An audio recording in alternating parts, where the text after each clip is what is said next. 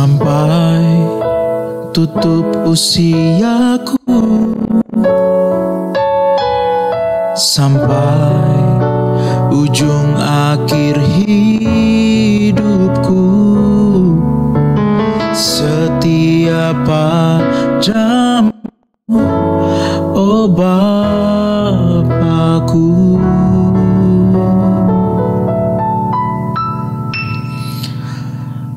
Teman-teman, saya memiliki kerinduan untuk mengajak semua anak muda bisa memuji menyembah Tuhan.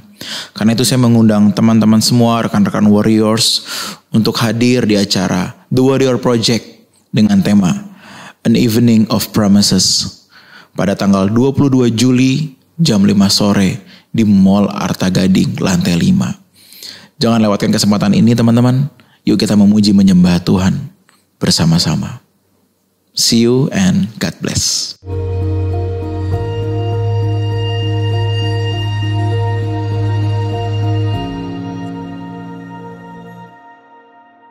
Salam, kita masuk episode 726 ya.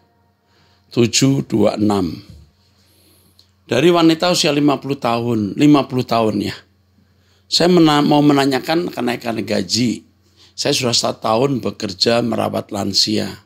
Lansia ini tinggal sendiri, otomatis sayalah yang mengerjakan semua pekerjaan rumah dan memasak.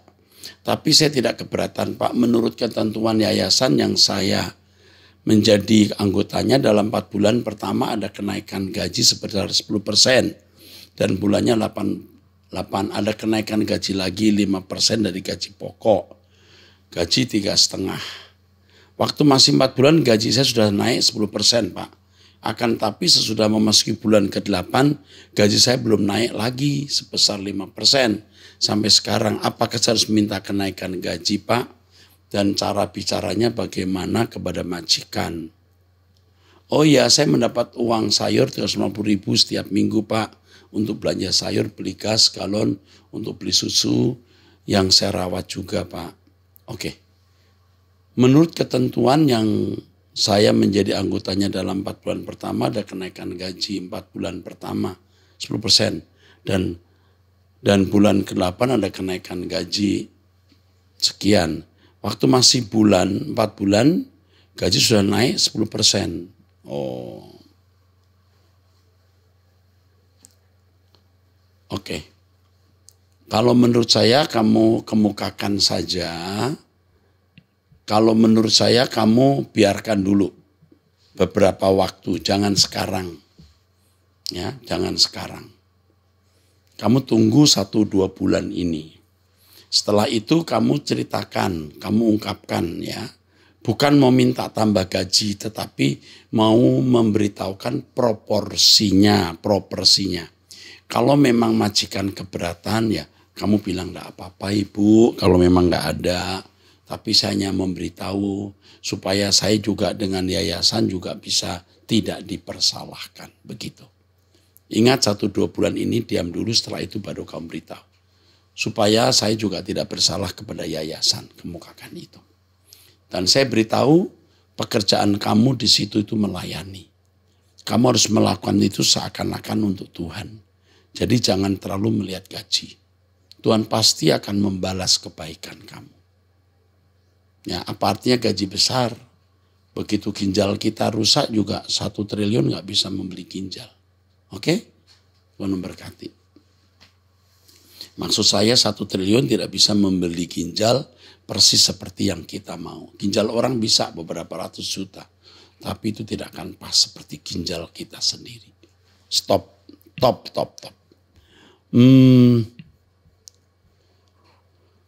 Oke. Pria usia 44 tahun sudah menikah, diberkati tanpa anak. Saya melihat sendiri di media sosial Om Eras difitnah di banyak platform. Bahkan ada pendeta yang membawa potongan-potongan khotbah tersebut di atas mimbar.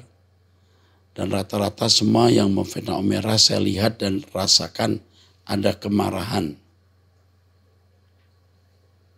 Kebencian mereka pelihara dan mereka nikmati saat diledakkan. Sehingga kuasa gelap dengan mudah menguasai hati mereka. Sehingga mereka juga dengan mudah membidat-bidatkan orang lain yang tidak sepikiran dengan mereka. Oh, kamu melihat ya. Mereka marah, benci, dan menikmati ledakan kemarahan itu. Ya. Oke. Di sini saya semakin diyakini bahwa saya berada di gereja yang tepat dan gembala yang benar. Di mana di GSKI kita diajarkan hanya fokus bergaul dengan Allah dan meninggalkan kesenangan dunia sehingga kita bisa belajar hidup suci, kudus seperti Tuhan Yesus. Sepertinya benar kata Om Eras bahwa ini adalah pekerjaan kuasa gelap. Dan saya melihat di sini seperti peristiwa di Alkitab. Ahli-ahli Taurat dan orang-orang Farisi menyeret perempuan untuk dihakimi, untuk dilempari batu.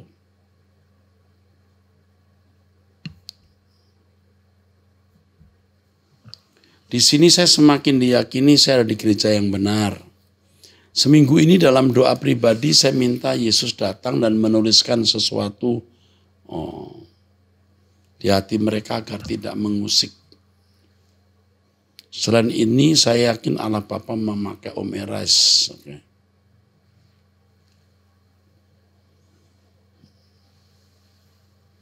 Oke.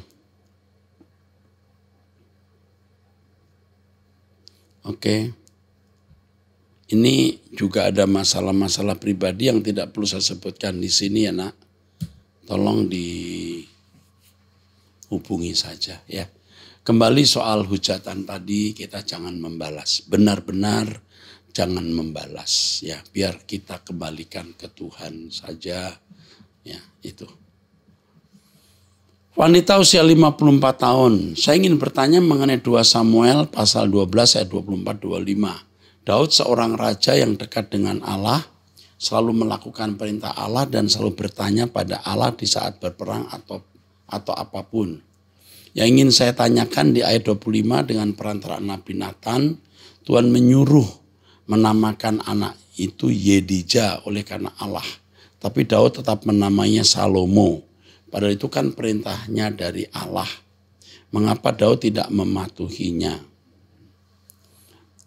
Kita harus melihat Alkitab dari berbagai aspek ya.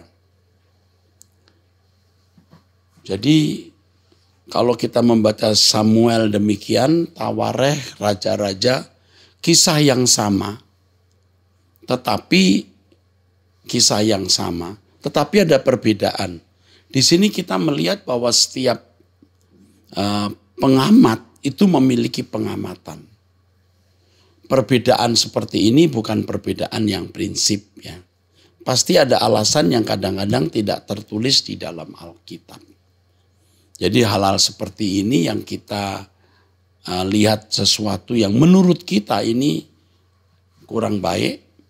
Tetapi kalaupun kita tahu tidak menambah iman, tidak tahu tidak mengurangi iman. Harus kita terima ada beberapa hal di Alkitab yang kita tidak tahu jawabnya. Seperti pertanyaanmu ini sekarang saya juga belum bisa menjawab, saya belum belajar. Saya pelajari dulu. Karena saya membaca pertanyaan ini langsung spontan, saya belum persiapan. Tapi yang saya tahu itu, ada beberapa data yang beda. Jumlah kuda lah, nama anak. Ya. Bahkan ada catatan yang mengalahkan Goliat bukan Daud tapi si B ada nama. Nah kita mau tanya ini Goliat yang mana? Hal-hal yang kita tidak bisa jawab karena memang tidak jelas ya. Kita diam saja. Dan tidak perlu terlalu mengganggu. Tapi kalau hal yang prinsip harus. Ya. Tuhan berkati. Terima kasih untuk pertanyaannya. Nanti akan saya pelajari, saya dalami. Ya. Wanita usia 50 tahun, Pak, dengan maraknya video yang viral, saya ingin memberi semangat kepada Pak Eras, jangan kecewa. Tetap semangat sampai akhir. Tuhan berkati. Terima kasih Ibu. Terima kasih untuk kasih Ibu, perhatian Ibu untuk saya, penguatan yang Ibu berikan. Pak Eras, saya sangat sedih ketika YouTube Bapak jadi viral. Saya minta YouTube aslinya di tanggal berapa ya Pak? Karena ada teman saya share YouTube Bapak di Facebook dan banyak komentar negatif. Selain itu saya juga malu sama suami yang selama ini karena saya ikuti ajaran Bapak di doa pagi. Dia mengatakan kalau Bapak sesat. Dan setelah video Bapak viral dia puas bahwa keyakinan dia benar. Video Bapak memang cukup panjang durasinya. Ketika Bapak benar-benar membantah Yesus bukan juru selamat, bisakah saya minta tanggal YouTube tersebut? Saya potong dulu, Ibu, saya belum pernah berkata Yesus bukan juru selamat. Saya hanya mengatakan bahwa kausa dan penyebab juru selamat itu Allah Bapa Elohim, bukan Yesus. Tapi saya tidak mengatakan Yesus bukan juru selamat. Yang saya katakan kausa, penyebab, sumber keselamatan itu Elohim Yahweh yang mengutus Yesus untuk melaksanakan penyelamatan. Tentu Yesus adalah juru selamat. Tapi kausanya Allah Bapa. Dan orang tidak mau mengerti setelah saya jelaskan 1,5 jam itu, bukan saya jelaskan. Jadi waktu saya mengucapkan kalimat itu, saya belum menyampaikan tema tersebut. Baru setelah itu saya menyampaikan tema tersebut yang sekitar 1 jam 20 menit. Jadi mereka memotong itu pun belum saya jelaskan. Kalau orang berkata, wah ngeles, ya saya sudah tua usia 64 tahun. Saya sudah jadi ketua STT beberapa kali. Buku saya udah 300 lebih judul. Masa ngeles saudara, tapi sudahlah kita diam saja. Dan yang membuli saya juga anak-anak muda yang lebih muda umurnya dari anak saya loh. Itu begitu rupa ya saudara. Ya. Karena ada potongan video yang pertama ya. Yang dikomentari seorang YouTuber ya. Dan tentu saja dengan mengomentari itu subscriber atau view-nya banyak. Apakah ada konseling untuk anak-anak milenial, anak perempuan usia 24 tahun mengalami bully sejak SD SMP? Oh ya. Ini tolong dihubungi kepada kita punya itu konselor. Ada konselor kami seorang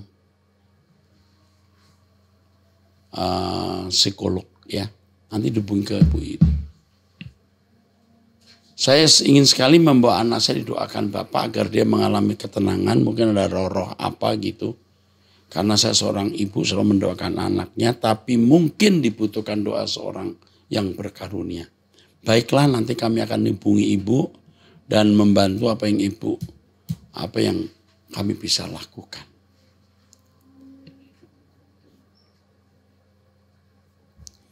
Wanita usia 56 tahun single parent. Salam Pak Era, saya bukan dari GSKI tapi saya suka dengan ABAM. Sudah lama saya ingin WA Pak Eras, cuma saya masih bimbang. Apakah bisa ajukan permasalahan saya ke Bapak?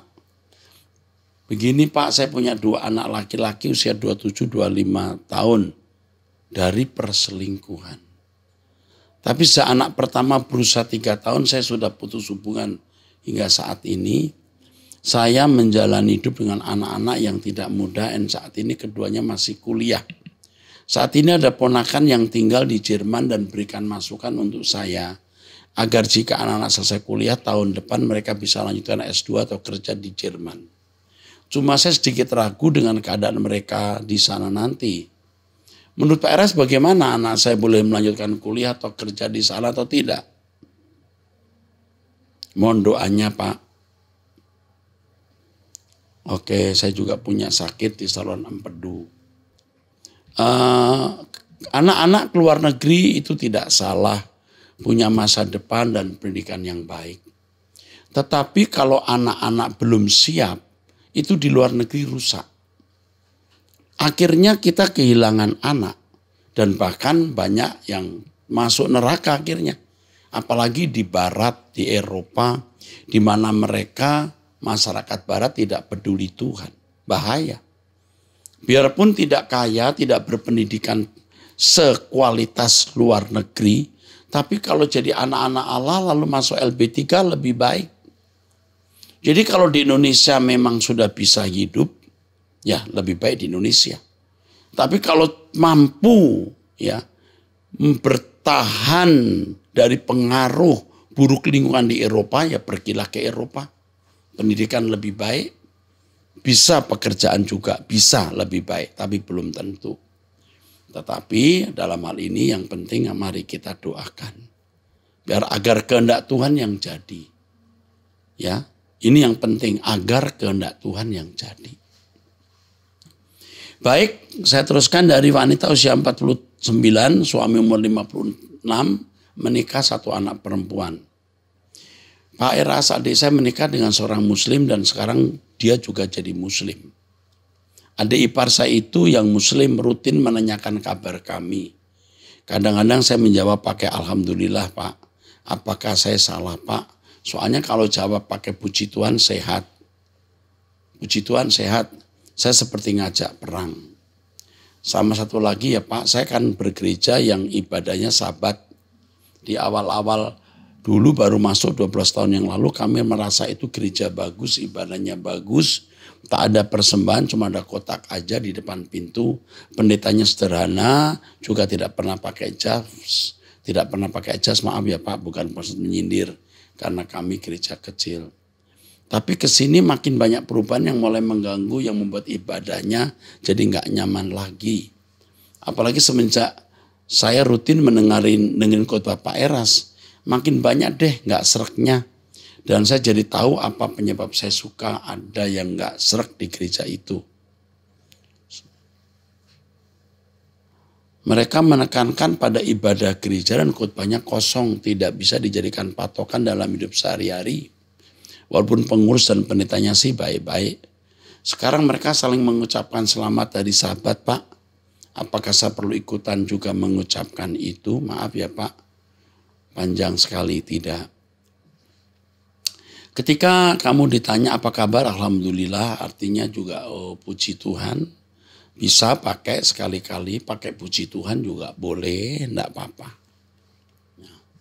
Kamu jawab terima kasih cukup juga. Ya enggak masalah, ini bukan masalah besar. Masalah besar itu gereja kamu ya. Sebenarnya mengucapkan selamat Sabat ya monggo-monggo saja. Tapi setelah kamu mendengarkan khotbah saya pasti kamu bermasalah. Pasti punya masalah. Karena kebenaran yang saya tanamkan itu akan berbenturan dengan ketidaktepatan. Memang saya dari dulu juga sudah beberapa tahun dan 5 tahun ini, 5 tahun ya dicap sesat. Ya enggak apa-apa. Sekarang juga lebih lagi dimusuhi. Tapi nurani orang akan bisa membaca. Nurani yang baik. Benar atau tidak. Saya kira kamu pertimbangkan keberadaanmu di gereja itu. Ya, kayaknya gereja ini tidak membuat kamu bertumbuh. Nah kalau kamu masih ada di situ, usahakan kamu jadi berkat. Bagaimana membagi berkat ke gereja itu. Tapi kalau sudah punya prinsip kebaktian tidak hari Minggu dengan segala prinsip yang lain mungkin akan menjadi masalah lebih besar. Yang penting kamu berdoa, minta hikmat Tuhan untuk mengambil keputusan dan menjadi berkat di gereja itu. Pasti kamu akan bisa lewati. Saya tidak bisa memastikan harus begini atau begitu, tapi yang penting kamu minta petunjuk Tuhan. Amin.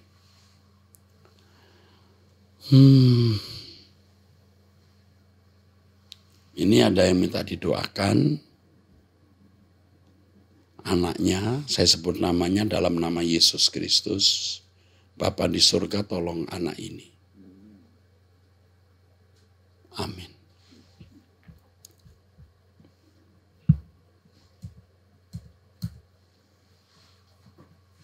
Dari wanita usia 39 tahun. Pak Era, saya jemaat setia yang sering mendengarkan khotbah Bapak di YouTube. Apakah saya boleh bergabung dengan teman guru saya saat diundang acara syukuran datang ke rumah ya? Karena teman guru saya baru pulang dari Mekah naik haji. Mohon pencerahannya. Kamu tanya Roh Kudus deh. Ya. Saya tidak berani berkata iya atau tidak. Tapi kalau saya jadi kamu, saya menghindari. Ya, menghindari.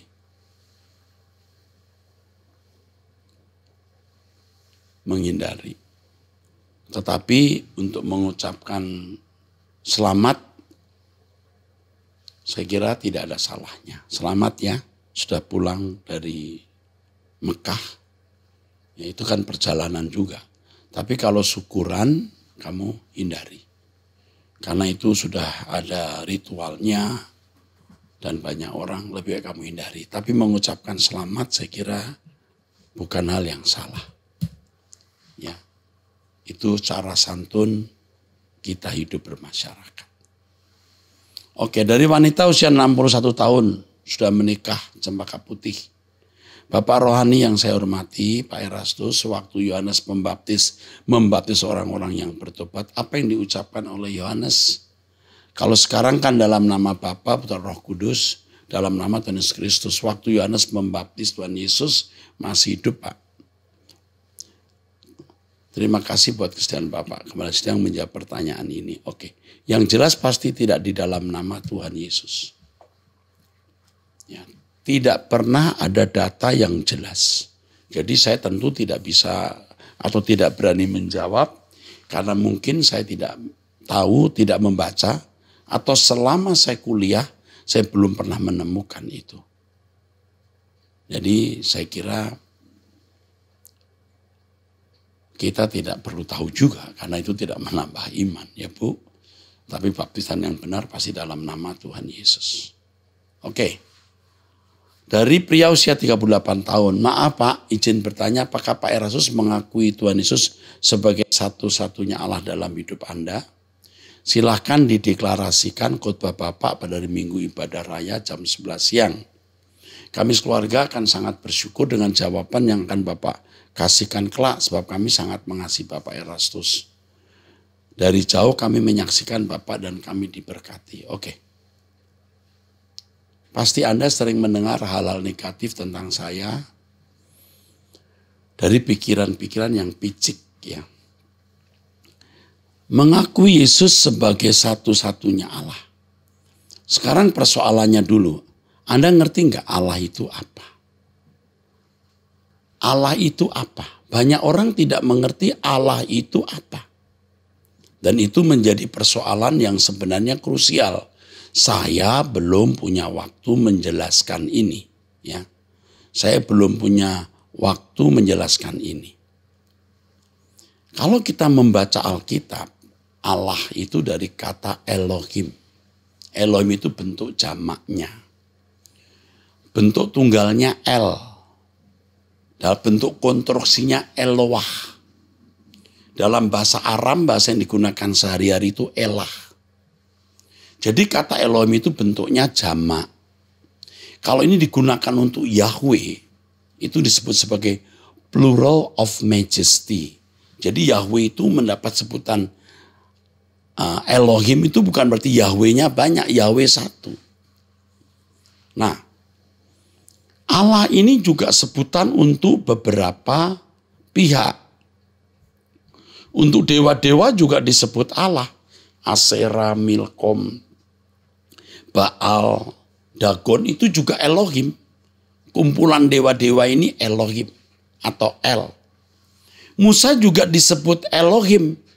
Musa dijadikan Elohim untuk Firaun.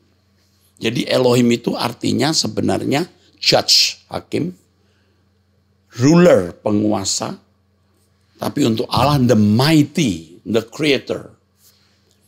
Jadi apakah Tuhan Yesus sebagai satu-satunya Allah dalam hidup Anda? Nah sekarang Allah itu apa dulu? Nah orang kan pikirannya tadi saya katakan pendek. Allah yang maha tinggi itu Yahweh.